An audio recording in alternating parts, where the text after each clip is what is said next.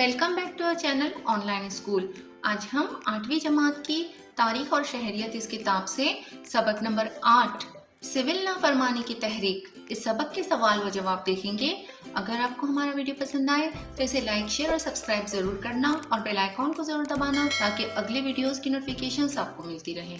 तो चलिए शुरू करते हैं सबक नंबर 8 सिविल नाफरमानी की तहरीक सवाल व जवाब। सवाल नंबर 1 है सही मुतबादिल का इंतखाब करके बयानात को दोबारा लिखिए। अल्फाज है महात्मा गांधी, खुदाई खिदमतकार, रेंसी मैकडोनाल्ड और सरोजिनी नायडू। इन अल्फाज से हमें सही अल्फाज का इंतखाब करना होगा और इन बयानात को मुकम्मल करना होगा और दोबारा लिखना होगा। तो नंबर 1 है लंदन में खाली जगह ने गोलमेज कॉन्फ्रेंस का इनेकाद किया, तो इसका जवाब हमें लिखना होगा रेंसी मैकडोनाल्ड।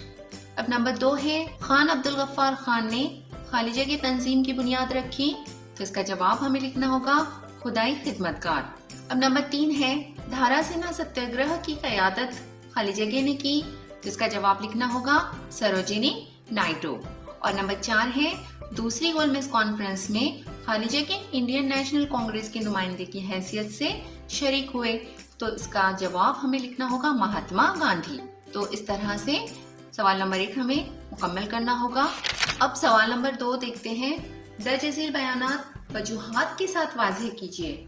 नंबर 1 है चंद्र सिंह ठाकुर को फौजी अदालत ने सख्त सजा सुनाई, तो इसका जवाब लिखना होगा 23 अप्रैल सन 1930 को पेशावर में खान अब्दुल गफ्फार खान की तंजीम खुदाई खिदमतगार ने सत्याग्रह शुरू किया। सत्याग्रह करने वालों ने तकरीबन हफ्ता भर पेशावर पर अपना कब्जा जमाए रखा। उस वक्त हुकूमत ने गढ़वाल पलटन को सत्याग्रह करने वालों पर गोलियां चलाने का हुक्म दिया, लेकिन गढ़वाल फौजी दस्ते यानी पलटन के अफसर चंद्र सिंह ठाकुर ने वालों पर गोलियां चलाने से इनकार कर दिया। इसलिए चंद्र सिंह ठाकुर को फौजी अदालत ने सख्त सजा सुनाई। अब नंबर 2 है हुकूमत ने सोलापुर में मार्शल लॉ नाफिज किया, तो इसका जवाब लिखना होगा नमक की सत्याग्रह के बाद मुल्क भर में सिविल नाफरमानी की मुख्तलिफ तहरीकें शुरू हो गईं। 6 मई सन 1930 को सोलापुर में हड़ताल करके मजदूरों ने बड़ा जुलूस निकाला। सोलापुर के कलेक्टर ने जुलूस पर गोलियां चलाने का हुक्म दिया। इस गोलीबारी में शंकर शिवारे के साथ कई सत्याग्रह करने वाले भी मारे गए।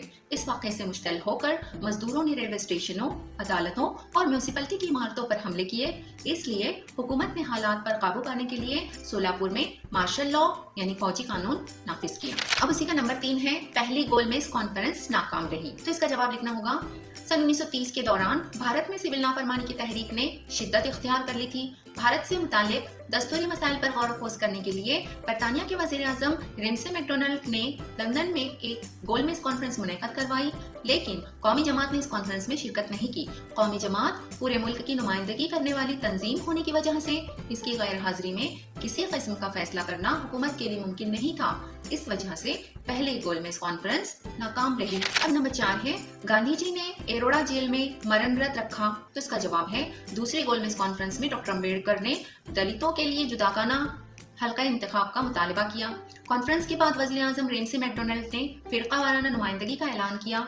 इसके मुताबिक दलितों के लिए जुदागाना हल्का इंतखाब मखसूस किए गए। इस तजवीज़ की वजह से हिंदू समाज की तकसीम होने का खदशा था। ये बात गांधी जी को तस्लीम न थी, इसलिए गांधी जी ने एरोड़ा जेल में मरण व्रत रखा। अब सवाल नंबर 3 है दर्ज झील सवालों के 25 या 30 अल्फाज में जवाब लिखिए। इसका नंबर 1 है गांधी जी ने नमक का कानून तोड़कर पूरे मुल्क में सत्याग्रह करने का फैसला क्यों किया, तो इसका जवाब लिखना होगा सिविल नाफरमानी की तहरीक शुरू करने से पहले गांधी जी ने हुकूमत से इस बात का मुतालबा किया था कि हुकूमत नमक पर आयद किए हुए टैक्स को दूर करे और नमकसाजी की अपनी अजारादारी को खत्म करे। नमक आम इंसान की गिज़ा का अहम जुज है, इसलिए नमक जैसी जरूरियात जिंदगी पर टैक्स लगाना सरासर नाइंसाफी थी। अंग्रेज हुकूमत के जालिमाना और गैर मुनसफाना कवानीन को पुरअमन और सत्याग्रह के जरिए तोड़ना गांधी जी का बुनियादी मकसद था। हुकूमत ने गांधी जी के मुतालबात को मुस्तरद कर दिया, इसलिए गांधी जी ने नमक का कानून तोड़कर पूरे मुल्क में सत्याग्रह करने का फैसला किया। अब नंबर 2 है इंडियन नेशनल कांग्रेस ने सिविल नाफरमानी तहरीक क्यों मुलतवी कर दी, तो इसका जवाब लिखना होगा पहली गोलमेज कॉन्फ्रेंस बेनतीजा साबित हुई, तो बरतानवी वज़ीर आज़म रेंसी मैकडोनाल्ड ने ऐसी उम्मीद जाहिर की कि भारतीय कौमी जमात दूसरी होलमिस कॉन्फ्रेंस में शरीक होगी। बहस मुबाहिसे के लिए साजगार माहौल पैदा हो, इसलिए हुकूमत ने गांधी जी और दीगर रहनुमाओं को जेल से रिहा कर दिया। इसके बाद वायसराय अरविंद और गांधी जी के दरमियान बहस हुई और मुआहदा तय हुआ। इस मुआहदे के तहत हुकूमत ने भारत के तजवीज करदा दस्तूर में जिम्मेदार तर्ज हुकूमत को कबूल करने का वादा किया।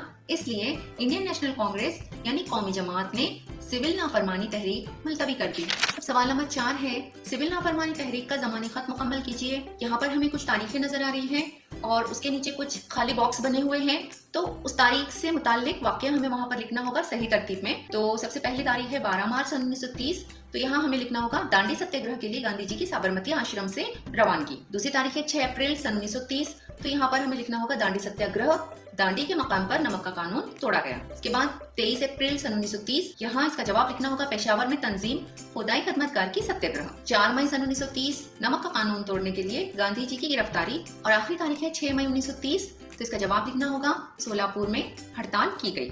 तो इस तरह से ये ज़मानी खत हमें मुकम्मल करना होगा। तो उम्मीद है इस सबक के तमाम सवालात के जवाब आप लोगों की समझ में आ गए होंगे।